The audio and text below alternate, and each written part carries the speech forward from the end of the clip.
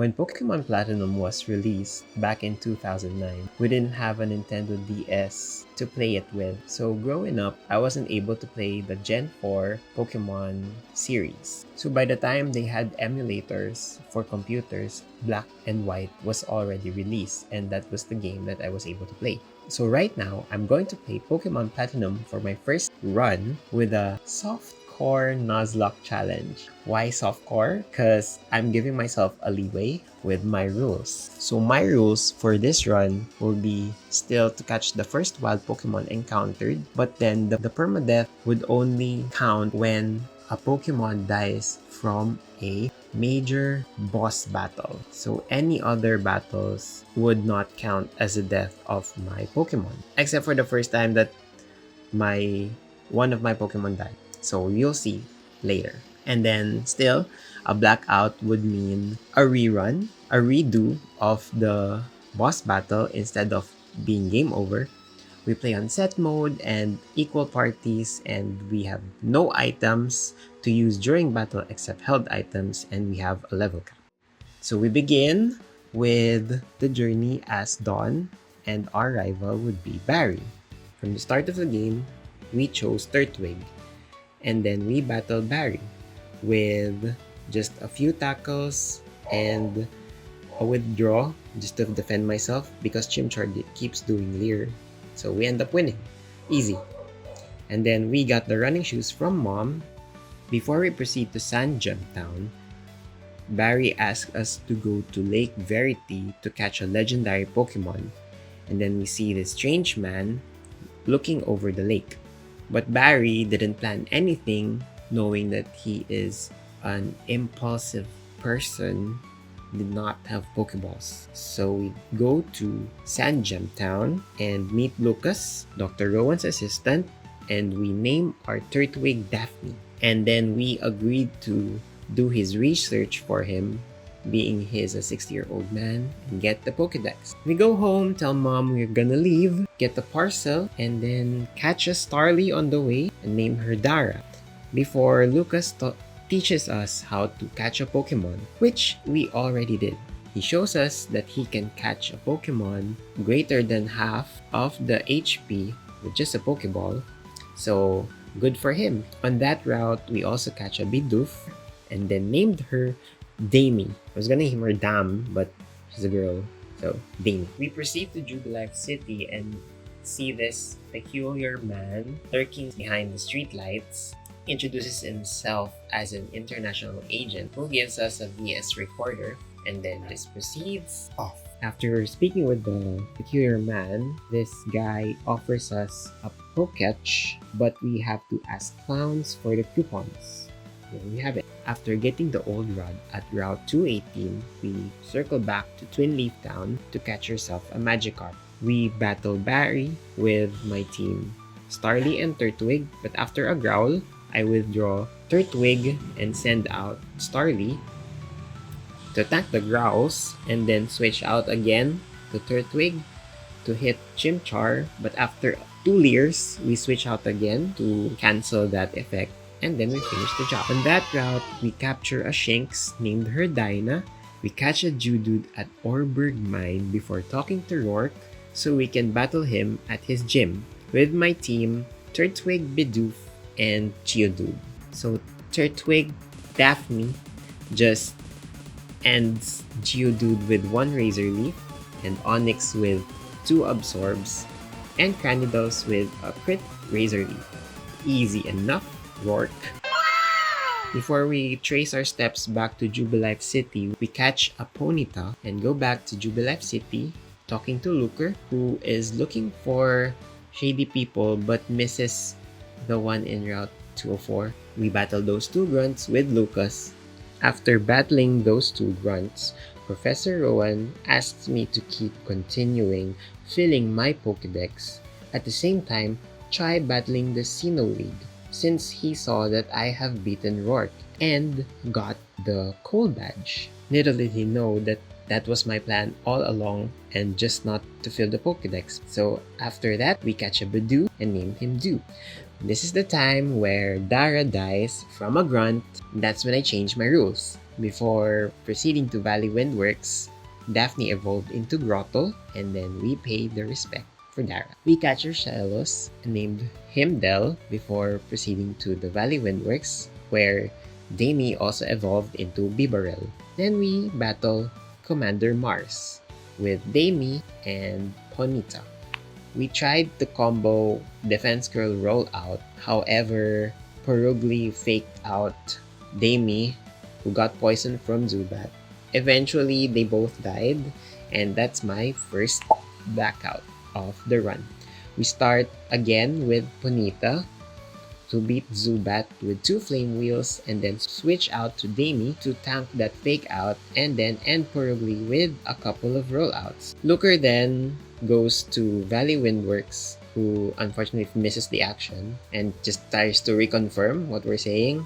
Didn't Looker know that by experience children are more honest than adults? Anyway, we see Cheryl in Eterna Forest, who helps us catch a Silcoon on the way, and named him Dale, where Shinx evolves into Luxio, and as well as Magikarp, named Haku, into Gyarados. So before we go to the Eterna Gym, Barry asks us to go to the statue of the legendary Pokemon, where we see that mysterious man again, and gives me tips on how to win in battles where I've actually beaten him twice already.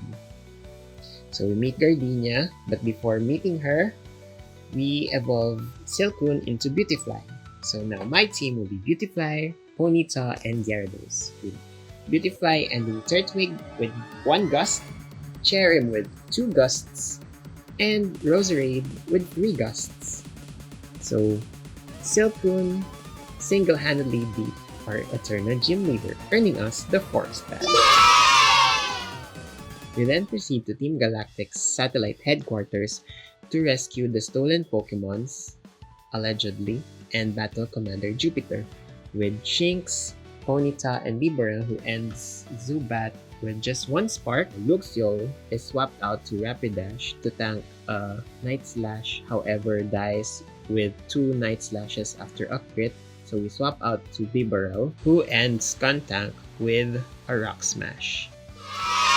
So goodbye Ponyta, I was actually reserving you for Candace. We catch a Machop, named him Dwayne, and then we receive a free bike from the bike guy. We catch a Gibble at Wayward Cave.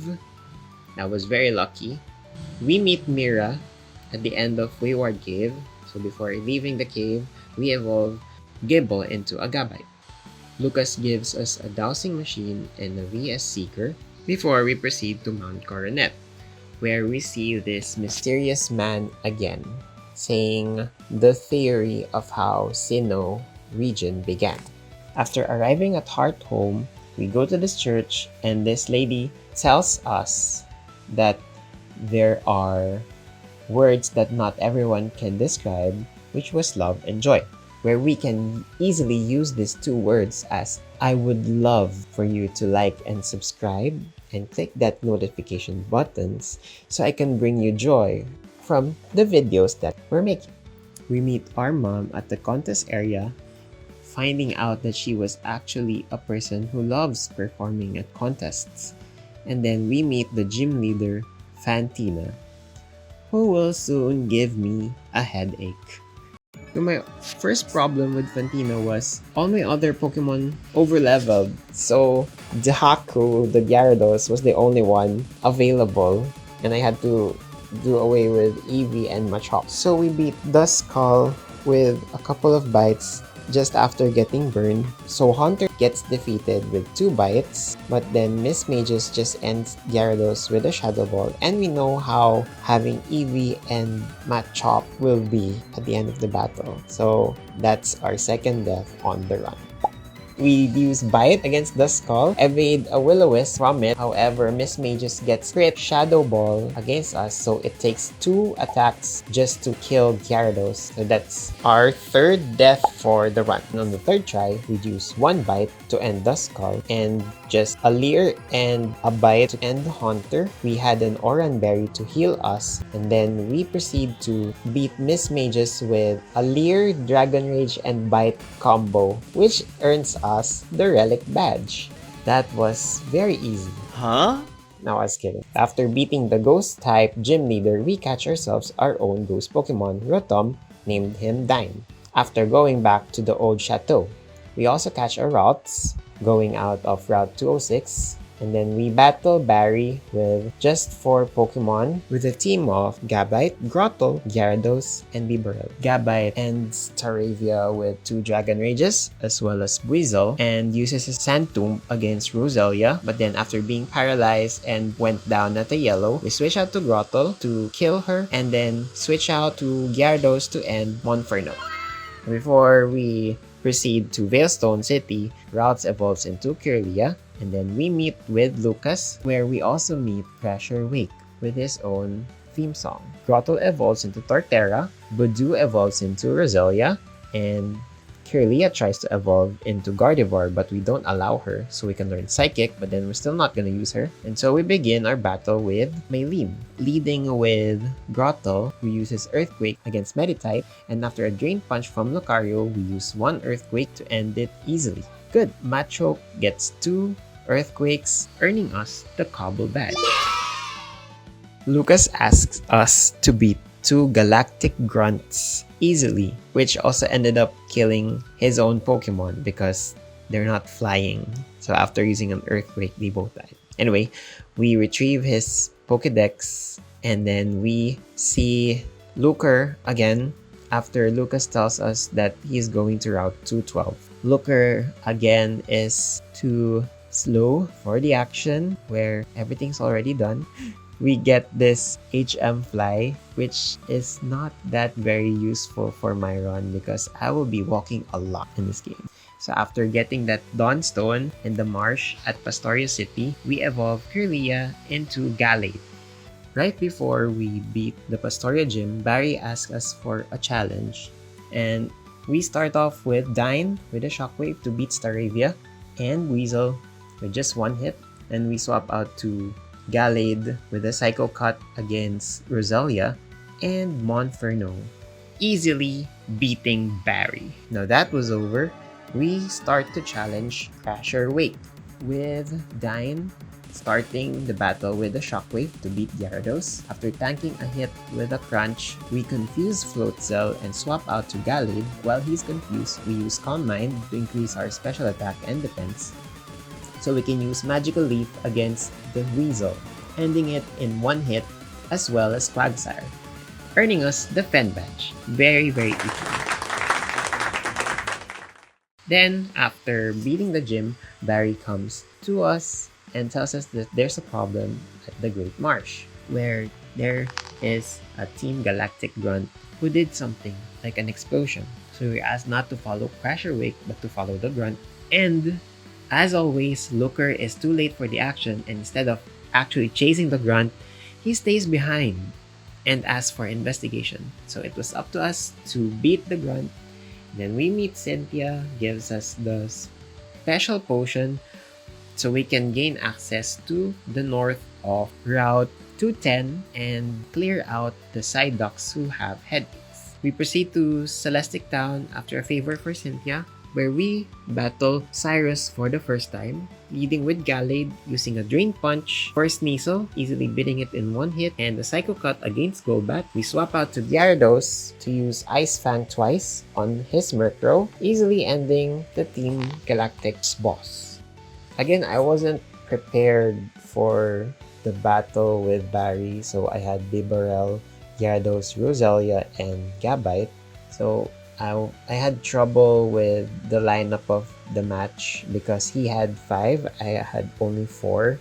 So it was a slaughter for my Pokemon. After Heracross just ends my team with a couple of Horn attacks, Brick Breaks, aerial aces and just ending everyone with one hit as we are under-leveled versus him, giving us our 4th death of the run. Now, after regrouping and being we wanted an equal amount of teammates, we start with Dine to end Staraptor with a Shockwave and as well as Floatzel.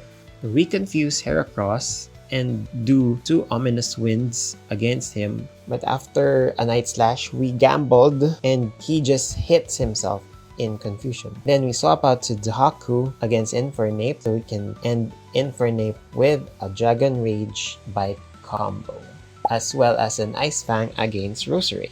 Nice. Beat that Barry.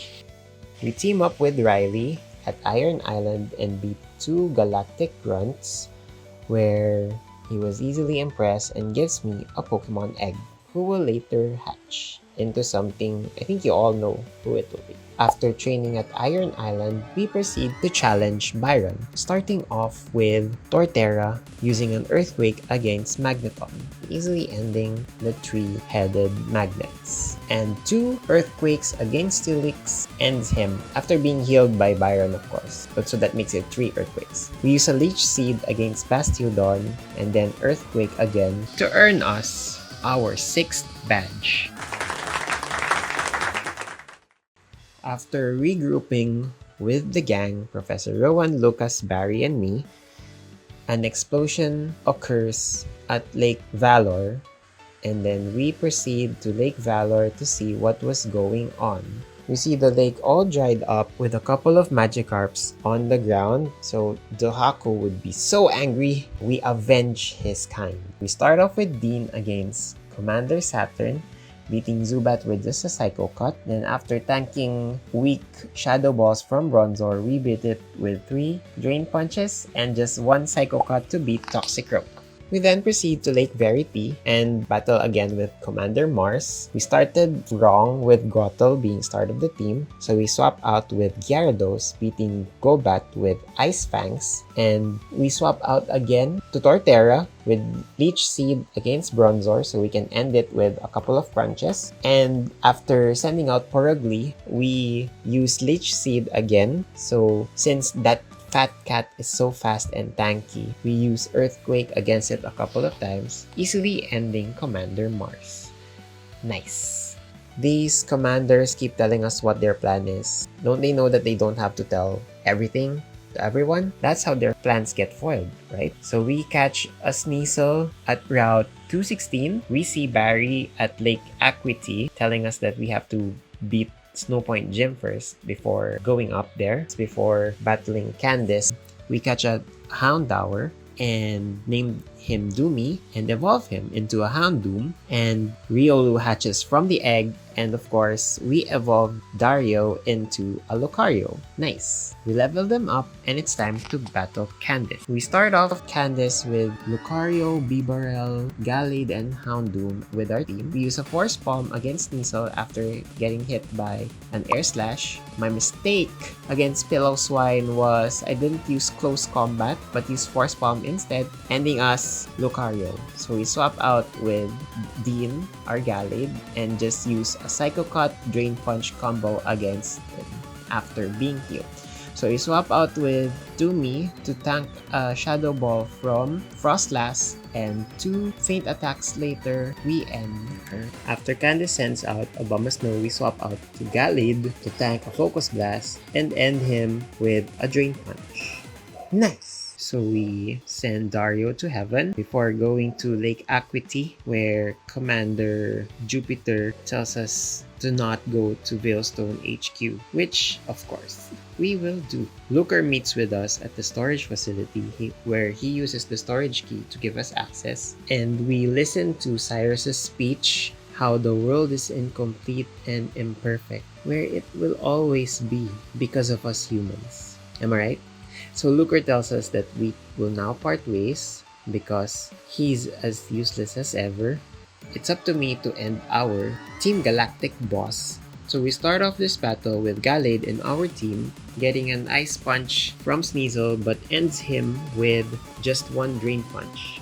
After taking damage from Golbat, with an air cutter. We use a Psycho Cut against him, which didn't kill him, prompting a heal from Cyrus after hitting Crobat with a Psychic. We swap out to Gyarados just so we wouldn't die, and being confused from Supersonic, we try to use Dragon Dance, preparing ourselves for Murkrow. However, we hurt ourselves in confusion, so we use another Dragon Dance and an Ice Fang against Crobat, which gives us a crit Ice Fang against Murkrow, easily beating Team Galactic's boss.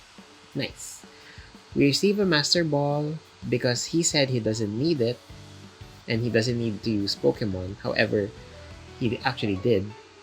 So we go to the basement and battle Commander Mars, where we use Dean with a Psycho Cut against his Golbat, and 2 Drain Punches against Bronzor, and 1 Psycho Cut against his Toxicroak, easily ending the commander's team.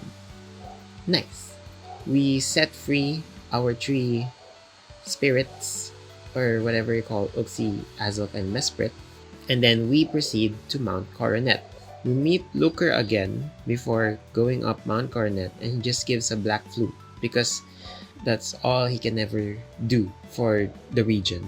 So our first battle with Mars and Jupiter was a very bad one. So we used Dragon Dance. However, we were confused by a Confuse Ray, and after them setting up Reflect and Light Screen, our damage was too low. We tried to keep pushing with a couple of Dragon Dances.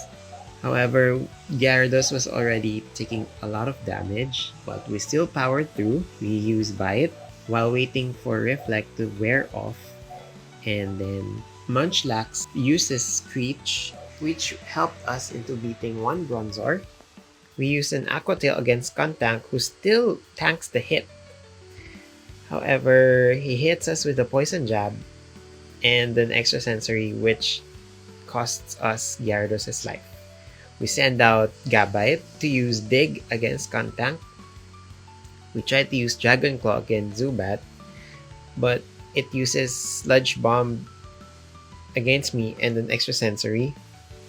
So we swap out with Gallade, who immediately gets poisoned after a Sludge Bomb. And we use Psychic against Golbat to beat him. After being confused again by Bronzor, we just use Psycho Cut. I don't know why I used that instead of Drain Punch. Oh, I was out of PPs when doing it. Where Munchlax ends Bronzor with a Body Slam, and 1 Psycho Cut against Golbat ends him. However, Purugly just scratches the life out of Gallade. We send out Gabite again, who used Strength against Purugly, but since the Fat Cat was so fast, we weren't able to beat it. We regroup again we start with Dean with a Drain Punch. However, after being confused, I already don't want to get confused, we swap out with Gyarados using Dragon Dance and use an Aqua Tail against 1 Bronzor after being screeched by Munchlax. So we focus on beating the stronger Pokemons instead of Bronzor because it deals so little damage.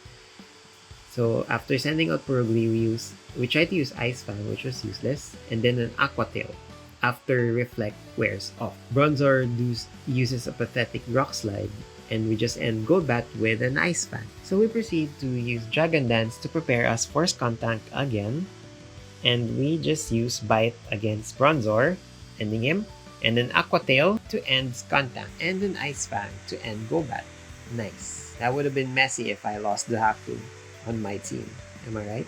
So because of that battle, we weren't fast enough to stop Cyrus on his tracks, and he was able to summon Dialga and Palkia with his red thread after siphoning them from Uxie, Mesprit, and Azelf. Upon doing this, we get this very cinematic show where Uxie, Mesprit, and Azelf get summoned to the peak of Mount Coronet, and then the shadow of a being emerges from the darkness, getting Cyrus into a different dimension where The three spirits go in, and Cynthia asks us to follow suit. So we chase down Cyrus in this interdimensional rift where we battle him, starting off with Gyarados using a Dragon Dance after tanking a Thunderfang against Houndoom. We use an Aqua Tail to end him, suit. We swap out to Rotom and use Shockwave against his Gyarados. And we swap out again to Gyarados to decrease Weavile's attack, which causes his Ice Punch to be not so strong. We use a Drain Punch against Weavile, ending him. And we swap out again to Dahaku, tanking a Drill Peck from Honchkrow. We use an unsuccessful Ice Fang, which ends Gyarados' life after a Night Splash. We swap out again to Rotom, ending Honchkrow with a Shockwave. And after getting a Toxic from Crobat, we use only Shockwave twice after getting a crit on the second Shockwave. Just after dying once from Cyrus.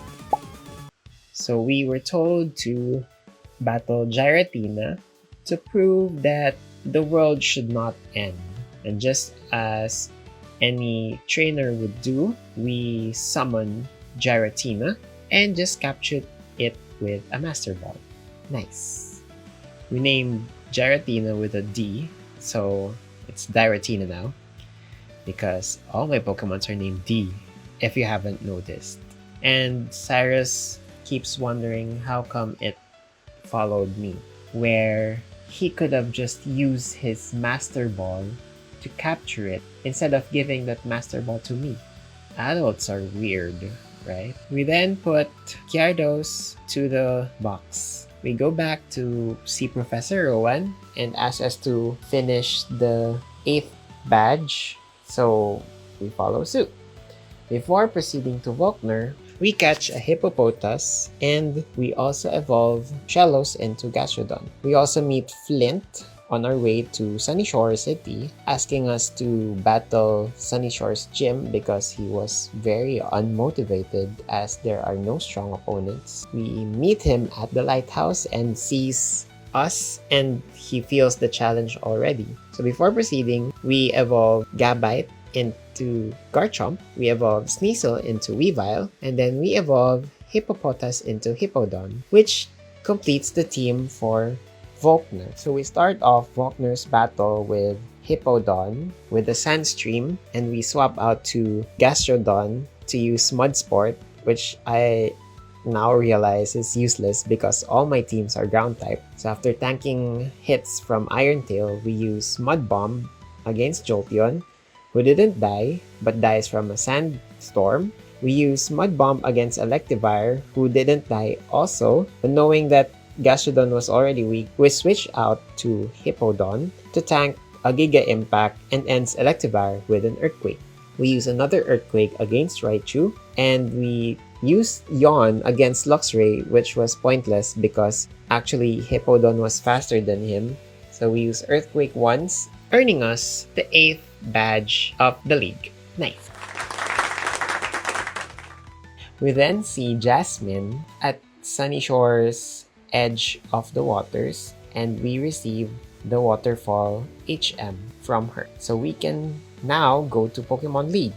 Nice. So before we enter the Pokemon League, Barry stops us at our tracks for his final battle with us to prove who's the strongest. So we start off with Rotom using a Shockwave against Staraptor. After tanking a Crunch from Floatzel again, we use Discharge to end him with one hit. We swap out to Houndoom to tank a Shadow Ball from Roserade and use Flamethrower. We use another Flamethrower against Heracross with a crit. We swap out with Rotom to miss a Focus Blast from Infernape, and we swap out to Garchomp to use Dig against Infernape. So we go send out Roserade to use Leech Seed against Snorlax because we know that he's immune to poison, where he dies, unfortunately. but the sacrifice was not in vain. We swap out to Gastrodon, use a Mud Bomb against Snorlax, trying to decrease his accuracy, however, it didn't. We swap out to Rotom to use Confuse Ray against him because I thought he was still gonna use Body Slam, but he used Rest instead. So we swap out to Garchomp and finishes off Snorlax with a Dig, ending Barry's dream of becoming a champion, where it's supposed to be actually me. Before entering the league, we have our badges checked, and of course, this one is very efficient, where he just checks everything and lets me through easily. We start off the Pokemon League with Aaron, the Bug-type Elite Four member. We use Fire Fang against Yanmega, who uses Double Team, and then we use a Feint Attack after him using Full Restore, where Yanmega uses a U-turn, so Heracross gets the Flamethrower instead, easily ending him. He was the one to watch out for, to be honest. And then we use a Flamethrower against Vespiquen, who gets a burn, luckily, so there are no bugs to defend her now, ending her life, as well as Yanmega with a Flamethrower, and a 4x Flamethrower again against Caesar. After showing off Drapion, we swap out to Garchomp to use Earthquake, however, Drapion tanks the hit, uses a Knife Fang against us, but we just end Drapion with an Earthquake again. Nice. For Bertha, we start off the match with Torterra, who we try to use Leech Seed because I know Whiscash has a high special defense, so we use Giga Drain once, which actually didn't kill him. However, the Leech Seed did. So we swap out to Gastrodon after her sending out Gliscor, who gets immediately frozen after an Ice Fang, but then falls out on the next hit while using an Ice Beam. So we tried to use Ice Beam against Hippowdon, but he was too thick for that and ends Gastrodon's life. We use Giga Drain again by Torterra, ending Hippowdon, and Golem uses a Fire Punch after tanking a Giga Drain. We then use Earthquake to end his life, and then use a 4x effective Giga Drain against Rhyperior, who didn't die from that. We tank a Mega Horn, which almost ends Torterra's life if it were a crit. So we end Rhyperior with another Giga Drain. Nice! I taught Garchomp Rain Dance before we battled Flint, so we start him off using Rain Dance to tank a Dark Pulse from Houndoom. So we use an Earthquake against Houndoom, ending him with one shot, as well as his Magmortar. Nice! We also use Earthquake against Eevee, which is one hit again, and another Earthquake against Infernape, which is one hit again. Now he's left with Rapidash, where we use Earthquake again, easily ending Flint's team with just Diana, our Garchomp. Nice! I was actually thinking Lucian was a concern because I have Weavile, but I had to leave Weavile alive so we can reach Cynthia. However, we just use Crunch against Mr. Mime and then Espeon. However, Garchomp dies from Alakazam's Psychic since he was already below half. So we kill Alakazam with a Night Slash. However, Gallade uses Stone Edge against Weavile, ending his life. So we use Ominous Wind against Gallade, leaving us with 3 Pokemon against Cynthia, which I think and I know is not possible. We start off with Rotom. We tried to use Ominous Wind, but the Shadow Ball was just too strong for Spiritomb. So after being hit with Silver Wind, it dies. So Torterra tries to kill Spiritomb with the Crunch, but it was too tanky for that hit. So Cynthia was able to heal her Spiritomb to full health. So we end it with an Earthquake and a Crunch. Right after sending out Togekiss, Torterra dies from an Air Slash. And Doomy tries his best to use Flamethrower against Togekiss and actually survives one Focus Pulse. However, dies from a Water Pulse. So that's too bad. So we trace our steps back to Lucian so we can have a more concrete team against Cynthia. So we start off with Weavile, ending Mr. Mime with a Night Slash, then swap out with Rotom to confuse Gallade. However, dies from a Stone Edge because of successful hits from Confusion. We used 2 Earthquakes against Gallade by Garchomp, and survives a Psychic from Alakazam, which ends Alakazam by a Crunch. We swap out to Weavile again to miss a hit from Psychic by Espeon, and we end Espeon with a Night Slash. We use Flamethrower against Bronzong because we know his attack is very weak, so Houndoom was able to tank the Earthquake with 4 HP left, so Lucian heals his Bronzong, and we were able to hit Flamethrower twice. Nice! So we have 4 team members available to beat Cynthia. So we used Weavile again to end Spiritomb, which takes 3 hits but dies from an extreme speed from Lucario, and after swapping out with Houndoom, we end Lucario with a Flamethrower after him missing Stone Edges. Milotic naturally uses Surf against Houndoom, which ends his life, and just an Ice Beam against Torterra ends her life again. Diana uses Dragon Claw, which ends Milotic by a crit hit, but we forgot that Garchomp had Dragon Rush, so we used Dragon Claw instead, which takes 2 hits to end Garchomp. Now this looks promising, however the Dragon Rush against Togekiss was too weak to end it, so we were out of Pokemon, giving us the 8th death of the match. Finally, we battle Lucian again with almost the same strategy, but instead of swapping out with Rotom to tank the Stone Edge, we swap out to Torterra to tank the Stone Edge and plant a Leech Seed against him and use an Earthquake. So we swap out with Diesel, use a Night Slash against Gallade, ending his life, and we swap out to Houndoom to tank a Gyro Ball and use a Flamethrower attack against him after tanking another Earthquake. So that would have been messy if it was a crit. So we use Fire Fang and then another Flamethrower to end Lucian's Bronzong, leaving us with Espeon and Alakazam. So we swap out with Dime to tank that Focus Blast, but Alakazam's Psychic was strong, so after Ominous Wind, we swap out to Garchomp to tank an Energy Ball and a Psychic, and use Crunch to end Alakazam, and then a Signal Beam from Espeon almost kills Weavile, so we end Espeon with a Night Slash. Finally, having 5 team members against Cynthia. Again, we use 1 Night Slash against Spiritomb, but I used Dark Pulse so we couldn't proc a heal from Cynthia. But then the next Night Slash doesn't end Spiritomb, so that was a life wasted by Weavile.